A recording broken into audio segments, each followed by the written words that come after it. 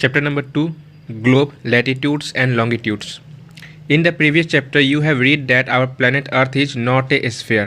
इससे पहले वाले चैप्टर में आपने पढ़ा होगा कि हमारा जो प्लानट अर्थ है वो पूरी तरह से स्फीयर नहीं है, मतलब पूरी तरह से गोल नहीं है। कैसा है, तो उसका जो नॉर्थ पोल है और जो साउथ पोल है वो थोड़ा सा फ्लैट है, मतलब कि चपटा है, और जो बीच में है, जो मेन उसका जो वजन होता है अर्थ का वो बीच में है, इसलिए वो थोड़ा सा बल्ज शेप का है, मतलब वहाँ पर थोड़ा सा भारीपन है, उभरा हुआ। It is slightly flattened at the north and south poles and bulge in the middle. तो थोड़ा सा फ्लैटेंड है, मतलब चपटा है, नॉर्थ पोल और साउथ पोल में थोड़ा सा चपटा है, और जो मिडिल में जो है वो बल्ज है, मतलब कि उभरा हुआ है, यानी कि जितना भी वेट है अर्थ का वो मिडिल में ही है, बीच में। Can you imagine how it looks? क्या आप इमेजिन कर सकते हैं कि वो किस तरह से दिखता होगा? You may look at the globe carefully in your classroom to get an idea. आप जो है एक जो है ग्लोब को देख सकते हैं। अगर आपके क्लासरूम में, आपके स्कूल में ग्लोब है तो उसे आप देख सकते हैं, नहीं तो आप गूगल अर्थ का उपयोग कर सकते हैं कि किस तरह से जो है ग्लोब दिखता है।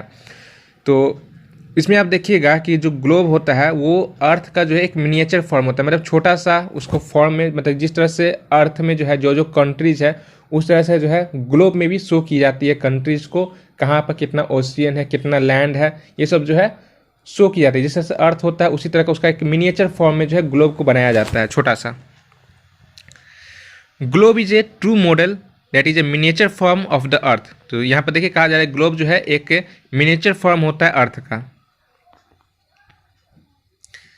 ग्लोब्स में भी वेरिंग साइज एंड टाइप। जो ग्लोब है वो साइज एंड टाइप के अनुसार जो है वेरी कर सकता है, मतलब कि उसमें अंतर आ सकता है। Big ones which can not be carried easily.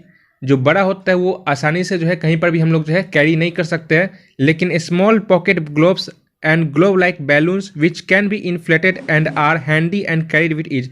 जो छोटे ग्लोब होते हैं वो आराम से हैंडी होते हैं और कहीं भी उसे इधर से उधर ले जाया जा सकता है, कैरीड किया जा सकता है।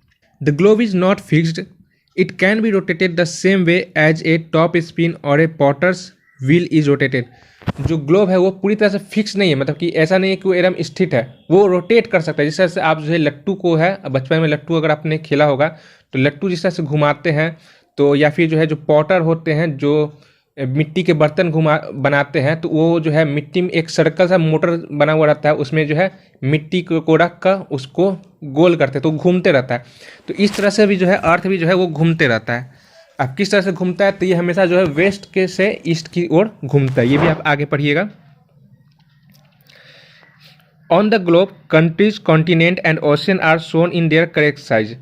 ग्लोब में जो है जो कंट्रीज होते हैं, ओशियन होते हैं, कॉन्टिनेंट्स होते हैं, ये उनके करेक्ट साइज में दिखाया जाता है, मतलब उसका मिनिएचर फॉर्म में दिखाया जाता है कि जितना साइज है, अगर किसी कंट्रीज का साइज बड़ा है तो उसको बड़ा दिखाया जाएगा ग्लोब में, किसी का छोटा है तो छोटा दिखाया जाएगा। It is difficult to describe the location of a point on a sphere like the Earth. Now the question arises as to how to locate a place on it. एक छोटे से पॉइंट को जो है ग्लोब में दिखाना जो है काफ़ी मुश्किल होता है, क्योंकि वो ऑलरेडी छोटा है। तो उसमें अगर कोई छोटे कंट्रीज़ के किसी शहर या स्टेट को, किसी जगह को, किसी गांव को दिखाना रहा तो ग्लोब में हम लोग नहीं शो कर सकते। उसके लिए तो हमें मैप चाहिए होगा, ठीक है, तो ग्लोब में नहीं शो कर सकते हैं। We need certain points of a reference and lines to find out the location of places. You will notice that a needle is fixed through the globe in a tilted manner. आपने notice किया होगा या फिर करेंगे कि अगर आपके पास globe है, ग्लोब को देखिएगा तो वो जो है थोड़ा सा टिल्ट रहता है, मतलब कि एक पूरी तरह से स्फीयर में नहीं रहता है, वो थोड़ा सा घुमा हुआ रहता है, एक तरफ जो है उसका झुकाव रहता है नॉर्थ पोल की तरफ। You will notice that a needle is fixed through the globe in A tilted manner which is called its axis है। ये एक इमेजिनरी लाइन रहता है, मतलब एक सही में एक लाइन नहीं रहता है, एक इमेजिन किया हुआ जो है एक लाइन रहता है। आप यहाँ पर देख सकते हैं, if I can show this where is, yes या हेयर वी गो। तो आप देखिए यहाँ पर जो है ये जो नॉर्थ पोल है, यहाँ पर ये थोड़ा सा इस तरह से इस तरफ झुका हुआ है, और यहाँ से एक जो है इमेजिनरी लाइन जो है यहाँ पर गई हुई है, इसी को जो है एक्सिस कहा जाता है। 2 points on the globe through which the needle passes are 2 poles। जो 2 पॉइंट्स है जिससे जो है ये लाइन पास कर रही है, जैसे एक ये हो गया, एक ये हो गया, इस दोनों को जोड़ रही है, तो इसे जो है पोल्स कहा जाता है। ये हो गया नॉर्थ पोल, ये हो गया south pole. The globe can be move around this needle from west to east. Globe जो है इस नीडल के अराउंड जो है वेस्ट टू ईस्ट जो है मूव कर सकती है। Just as the earth moves, जिस तरह से अर्थ यानी कि हमारी पृथ्वी मूव करती है, अर्थ भी जो है हमारी जो है रोटेशन उसका होता है वो वेस्ट टू ईस्ट होता है। इसलिए आप जो है ग्लोब को भी जो है वेस्ट टू ईस्ट मूव कर सकते हैं। But remember there is a major difference, the real earth has no such needle. जो सही में जो हमारी जो पृथ्वी होती है उसमें ऐसा कोई नीडल नहीं होता है, ठीक है। ये एक सीधे अपने एक्सिस पर जो है एक इमेजिनरी लाइन पर जो है रोटेट करती है। It's move around its axis which is an imaginary line. ध्यान दीजिएगा, ये एक काल्पनिक लाइन है, मतलब ये वास्तविक लाइन नहीं है, ये एक काल्पनिक लाइन है, imaginary line. Another imaginary line running on the globe divides it into two equal parts. This line is known as the equator. एक और जो इमेजिनरी लाइन है जो इस ग्लोब को जो है दो इक्वल पार्ट्स में, अलग अलग पार्ट्स में डिवाइड करता है, इससे हम लोग जो है इक्वेटर कहते हैं, ठीक है। अगर आपसे क्वेश्चन पूछेगा कि इक्वेटर किसे कहते हैं, तो आप कह सकते हैं कि equator is the imaginary line running on the globes that divides it into two equal parts. फिर आगे इसमें कहा जा रहा है the northern half of the earth is known as the northern hemisphere and the southern half is known as the southern hemisphere. जो northern half होता है, इक्वेटर के एक नॉर्थ साइड होता है और एक साउथ साइड होता है, तो उसे जो है नॉर्थ साइड वाले को नॉर्दर्न हेमिस्फीयर कहते हैं और साउथ वाले साइड को सदर्न हेमिस्फीयर कहते हैं। They are both equally halfs. वो जो है दोनों जो है इक्वल हाफ्स हैं, मतलब आधे आधे हैं। Therefore the equator is an imaginary circular line and is a very important reference point to locate places on the अर्थ।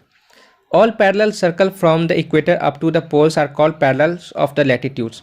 तो इक्वेटर के जितने भी पैरेलल सर्कल है, ठीक है, ये भी एक इमेजिनरी सर्कल है, तो इसे जो है पैरेलल्स ऑफ द लैटिट्यूड्स कहा जाता है। तो लैटिट्यूड्स का यहाँ पर डिफिनेशन बताया जा रहा है कि लैटिट्यूड्स क्या हुए, इस तरह से जो जा रहे हैं ये वाले, आप देख सकते हैं ये हो गया लैटिट्यूड्स। तो ये जितने भी पैरेलल है, ये इक्वेटर है, ठीक है, ये जो है इक्वेटर हो गया। अब इसके क्या हो गए, ये पैरेलल है, इसे हम लोग जो है पैरेलल्स ऑफ द लैटिट्यूड्स कहते हैं। Latitudes are measure in degree. जो लैटिट्यूड्स है वो डिग्री में मेजर किया जाता है। जैसे इक्वेटर होता है, इक्वेटर को हम लोग 0 डिग्री मान लेते हैं।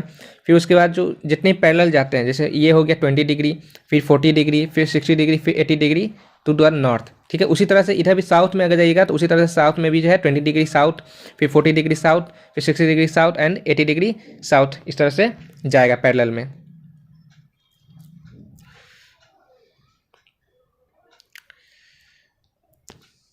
The equator represent the 0 degree latitude. जो इक्वेटर है उसे जो है 0 डिग्री लैटिट्यूड कहा जाता है, वो 0 डिग्री लैटिट्यूड को रिप्रेजेंट करता है।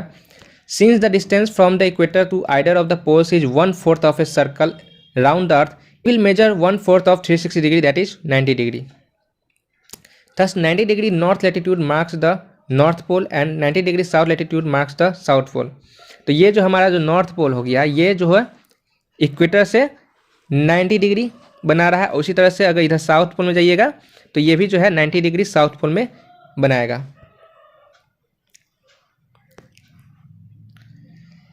As such all parallels north of the equator are called north latitudes. Similarly all parallel south of the equator are called south latitude. जितने पैरेलल है नॉर्थ के, नॉर्दर्न हेमिस्फीयर में इक्वेटर के, उसे north latitudes कहा जाता है। और उसी तरह से जो है जितने भी पैरेलल होते हैं इक्वेटर से साउथ में, जितने भी लैटिट्यूड, उसे साउथ लैटिट्यूड कहा जाता है। The value of each latitude is therefore followed by either the word north or south.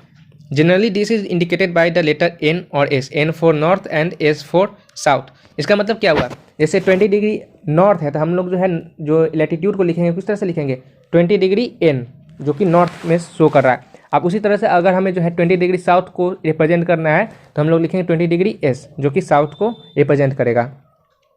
For example both Chandrapur in Maharashtra India and Belo Horizonte in Brazil South America are located on parallels of about 20 degree latitude. जिस तरह से हमारा जो